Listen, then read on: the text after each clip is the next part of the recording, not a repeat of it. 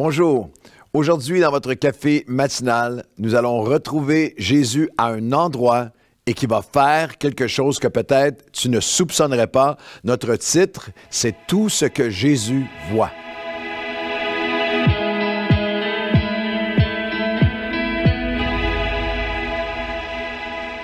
Bonjour à tous et bienvenue à votre café matinal. Nous sommes dans Luc chapitre 21. Quelle aventure que ces cafés matinaux. C'est un dévotionnel qui est unique.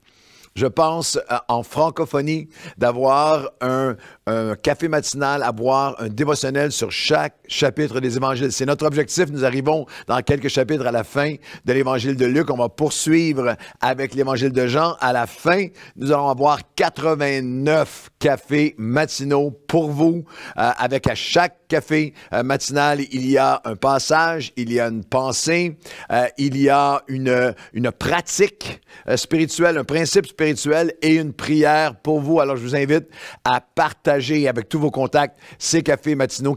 Quel outil pour être inspiré de la part de Dieu. 2 fois par semaine, vous recevez les cafés matinaux directement. Vous pouvez, ils sont tous déjà là sur notre site. J'étais récemment en France pour un voyage et tout le monde, partout, j'ai rencontré des gens qui me disaient « Merci pour les cafés matinaux, je suis les cafés matinaux. » Alors, je salue tous nos amis de France. C'était une conférence où il y avait des amis de France, de Suisse, de Belgique. Alors, je veux tous vous saluer là où vous êtes au Québec ou en francophonie. Et nous sommes dans Luc, chapitre 21. Notre thème aujourd'hui, « Tout ce que Jésus voit ».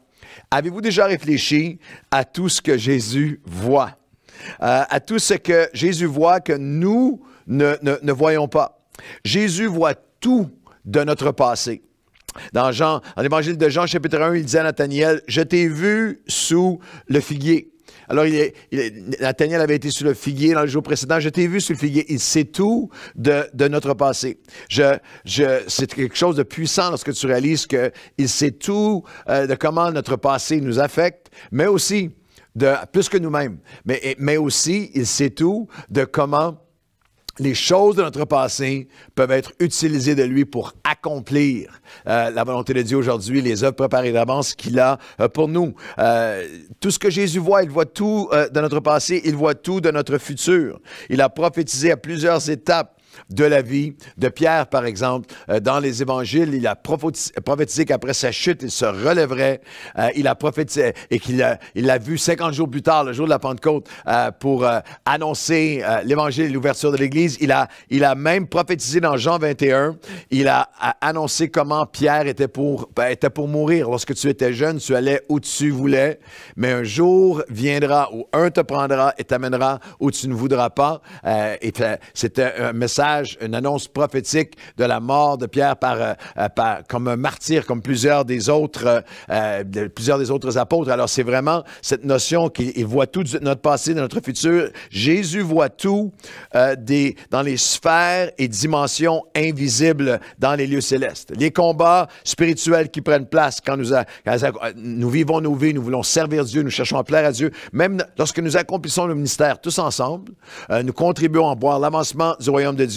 Et lorsque des gens sont touchés, lorsque des gens sont guéris, lorsque le ministère prend place, il y a des choses que nous ne voyons pas dans les lieux célestes. Dans Luc chapitre 10, il a dit, j'ai vu, alors que les disciples étaient en train de prêcher l'Évangile avec puissance et des gens étaient sauvés et guéris, il a dit, j'ai vu Satan tomber du ciel comme un éclair. Ça faisait référence vraiment au passé, à la chute satanique du tout début, mais aussi au royaume de Dieu qui est abattu, qui est renversé, une personne à la fois.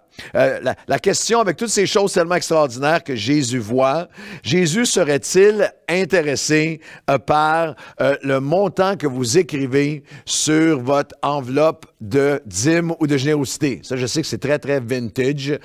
Il n'y a plus d'enveloppe à Nouvelle Vie. Même aujourd'hui, on ne prend même pas d'offrande physique les dimanches. Mais alors, est-ce que Jésus serait intéressé par quel est le montant de votre don en ligne? Ou est-ce que ce que vous avez donné comme sacrifice que personne ne voit, comme effort, comme prière, comme soutien, comme bénévolat, comme aide à ton voisin que personne n'a jamais vu. Dans Luc, chapitre 21, nous avons un moment assez intéressant. Luc 21, et Jésus se retrouve à un endroit et faisant quelque chose qui va vous surprendre. Luc 21, versets 1 à 4, c'est notre chapitre aujourd'hui. Jésus, ayant levé les yeux, vit les riches qui mettaient leurs offrandes dans le tronc. Il vit aussi une pauvre veuve qui y mettait 2 petites pièces. Et il dit, je vous le dis en vérité, cette pauvre veuve a mis plus que tous les autres. Car c'est de leur superflu que tous ceux-là ont mis des offrandes dans le tronc, mais elle a mis de son nécessaire, de tout ce qu'elle avait même pour vivre. Alors Jésus, nous pouvons être tellement obsédés. Il y a des sites Internet chrétiens qui focalisent là-dessus. On peut être tellement obsédé par ce que les gouvernements, les banques, les géants peuvent voir de nous ou savoir de nous et négliger ou oublier quelque chose qui est extrêmement important, infiniment plus important. Dieu est omniscient. Dieu voit tout de nous. L'omniscience, c'est il connaît et voit tout de nos vies. L'omniscience, c'est un terme théologique qui décrit un des attributs de Dieu. Il connaît et voit tout de vous et moi. Et non seulement ce que nous faisons, mais les motifs qui sont derrière ce que nous faisons, mais le pourquoi nous le faisons. Non seulement ce que nous faisons, mais qui nous sommes. C'est quoi le motif intérieur? Il y a un article que j'ai lu qui était intéressant par un dessinateur graphique d'une organisation chrétienne qui a raconté qu'il avait développé un concept qu'ils connaissent très bien en publicité, en graphisme et en développement avec les gens lorsque les gens font quelque chose, il y a toujours la bonne et la belle raison, mais il y a la vraie raison. Il y a le message. Voici mon message. Mais voici maintenant le vrai motif qui était derrière. Il cite une anecdote dans l'article sur le fondateur de la compagnie Ford, Henry Ford, il y a plusieurs années, avait promis un don de 5 000 $ à un hôpital local. Et le journal, et là les journaux sont venus et tout ça, c'était plusieurs années, et le journal a publié « Henry Ford promet 50 000 $. Puis lui a appelé le journal en catastrophe, il dit « Hey, vous êtes trompé, j'ai pas promis 50 000, j'ai promis 5 000 ». Alors, il les a appelés furieux. Alors, les journalistes lui ont dit « D'accord, nous allons publier demain une manchette disant que Henry Ford réduit son don de 45 000 $. Et croyez-le ou non, il a donné le 50 000 $ simplement pour sauver la face, pour les apparences. Et Jésus connaît et voit les vraies raisons et motivations en tout temps de nos actions. Et dans Luc 21, c'est la dernière, et ça c'est intéressant, c'est la dernière fois que Jésus va être dans le temple. C'est son ultime message public dans le temple. Et là, il va nous surprendre parce que son message est « Je vois ce que tu donnes ». À travers ce moment où il est littéralement au-dessus du tronc d'offrande, je vois ce que tu donnes. C'est son dernier message. Jésus voit les offrandes qui, je dirais de cette façon, il voit les offrandes qui ne font pas de bruit, que personne d'autre ne voit. La pauvre veuve a donné des petites pièces. En grec, c'était 2 lepta.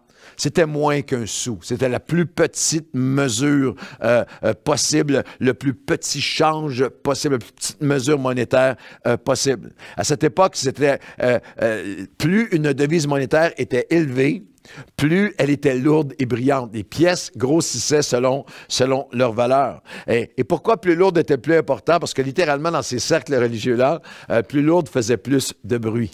Je vous explique. Le tronc, à ce moment-là, il y a plein de confirmations historiques de ça, était comme une trompette inversée, et lorsque, large en haut et étroite, et lorsque les gens venaient et déposaient leurs offrandes, plus la pièce était grande, plus ça faisait un son, un bruit spectaculaire, et tu peux littéralement imaginer les gens faire « Ouh, et ah, quelle offrande !» juste par le son. Et l'offrande de la veuve n'a provoqué aucun son, aucun bruit, n'a pas été vue par les mesures humaines, mais elle a été vue par Jésus. Elle a été vue par Jésus. Et l'offrande que tu fais de tes biens matériels, de tes prières, de ton pardon, de ton amour, de ton bénévolat, de ton service, de ton sacrifice, de ton temps qui ne fait aucun bruit par les mesures humaines est vue par Dieu. Elle est vue par Dieu. Jean Calvin, dans son commentaire sur ce texte, le théologien Jean Calvin a un message tant pour les plus riches que pour les pauvres. Il dit, même à ceux qui sont moins nantis, vous pouvez toujours donner ceux qui se considèrent moins nantis peuvent aussi être aussi avares et égoïstes que les plus riches. Vous n'avez pas besoin d'avoir beaucoup pour être avare. Calvin dit, j'ai vu autant d'absence de générosité et de convoitise matérielle chez les plus pauvres que chez les plus riches. Cette veuve qui avait si peu a été généreuse et Jésus l'a vue. Et il l'a célébré. C'est un mythe que la convoitise ou le matérialisme ou le manque de générosité, c'est l'apanage des riches. Pas du tout. C'est une condition de cœur. Il dit aux riches, l'enjeu n'est pas le montant donné, mais le sacrifice. Je dirais de cette façon, ce n'est pas pour Dieu. Notre générosité matérielle n'est pas, ou la générosité de nous-mêmes, n'est pas une question du spectaculaire sporadique. J'ai fait une grande offrande pour être vu. Non, c'est une question de sacrifice systématique. Une question de personne ne le voit et je donne. Et Jésus est encore aujourd'hui au-dessus du tronc des offrandes, non seulement financières, mais de ta vie, de ton temps, de ton service, de ta générosité, de ta bienveillance, de ton don de toi-même, de ton écoute, de ta patience, de ta prière envers quelqu'un, du don qui n'est pas entendu et vu par les hommes, mais qui est vu par Dieu. Alors, que devons-nous nous rappeler de Luc 21? Vous et moi, Jésus et la pauvre veuve généreuse. Qu'est-ce qu'on doit se rappeler? Qu'est-ce qu'on doit saisir de ce passage de Luc 21? Très important pour nous aujourd'hui. La première pensée, c'est que la seule personne en ce jour-là qui a vu ce qu'elle a donné est le seul qui compte. On fait souvent encore beaucoup de choses pour être vu, pour être reconnu, pour être apprécié, pour être aimé, pour être élevé, pour nous valoriser. Mais il y a une multitude de choses dans nos vies que seulement Dieu voit. Et ce jour-là, l'offrande a été vue par la seule personne qui compte, le Seigneur Jésus lui-même, devant qui nous allons rendre compte pour nos vies.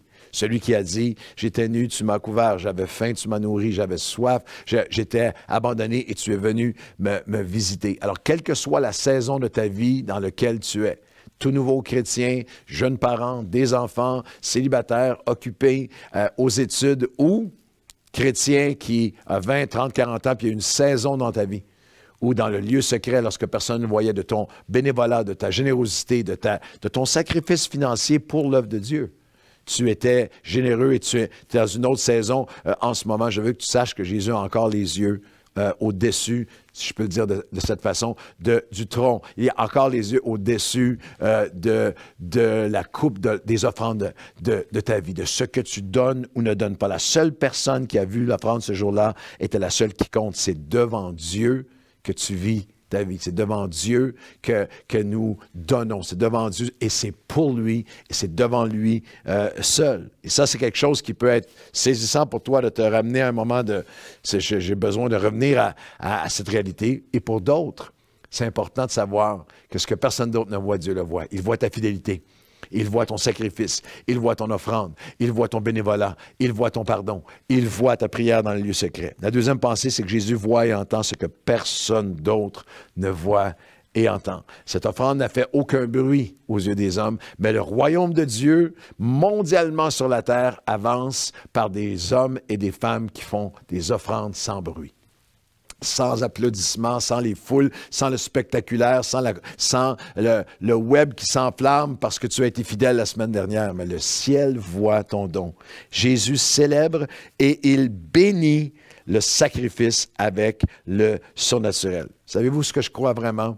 Je crois que ce récit de Jésus, dernière apparition dans le temple qui est pour nous, était aussi un rappel que cette veuve, alors qu'elle a donné, Jésus dit, elle a donné avec... les autres ont donné de leur superflu. Elle a donné avec sacrifice.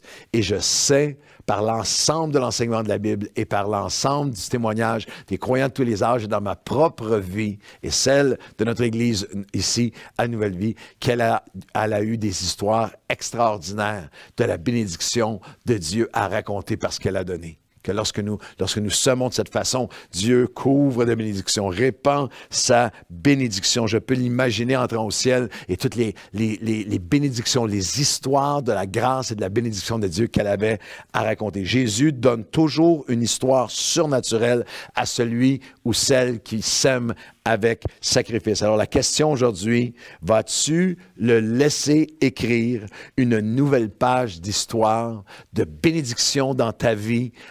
Alors si c'est oui, vas-y. Il a encore les yeux sur toi. Sème, donne, offre-toi.